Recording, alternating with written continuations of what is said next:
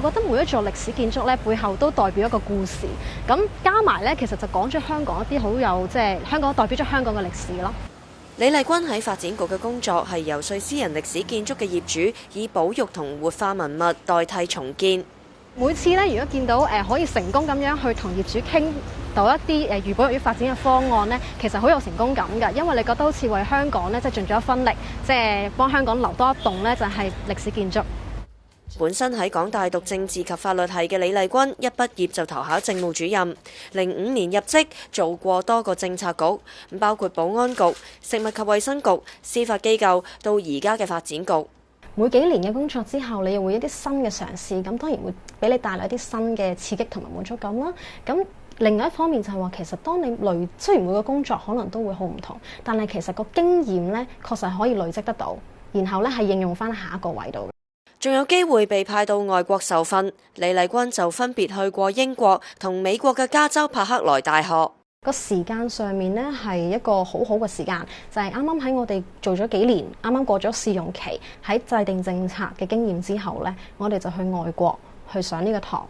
咁除咗就係話可以同外國嘅學生一齊交流，亦都俾咗個機會我哋暫時離開自己工作單位，學啲新嘅嘢，然後再反思翻我哋平時工作嘅時候，又係咪真係一個最好嘅方法呢？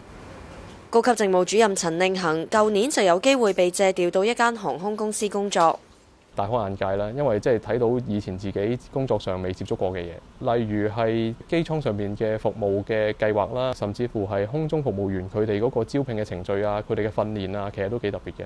做咗政務主任已經10年，佢亦都做過唔少部門，印象最深嘅係元朗民政事務處嘅工作。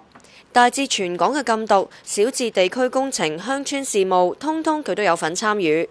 有陣時喺政策局就會睇到一啲大嘅方向，一啲大嘅目標。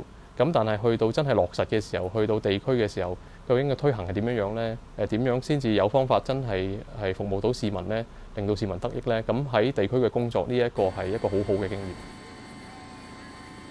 08年6月幾場暴雨之後，佢被調派到大澳幫居民安排臨時居所。我第一次去大澳去視察嘅時候呢，就係要坐直升機入去嘅。跟住呢幾次都係要坐船入去啦，因為陸路就已經係堵塞咗啦。有啲居民呢，佢哋嘅屋企呢係受到洪水或者係山泥影響，咁我就需要係幫佢哋去統籌臨時嘅居所。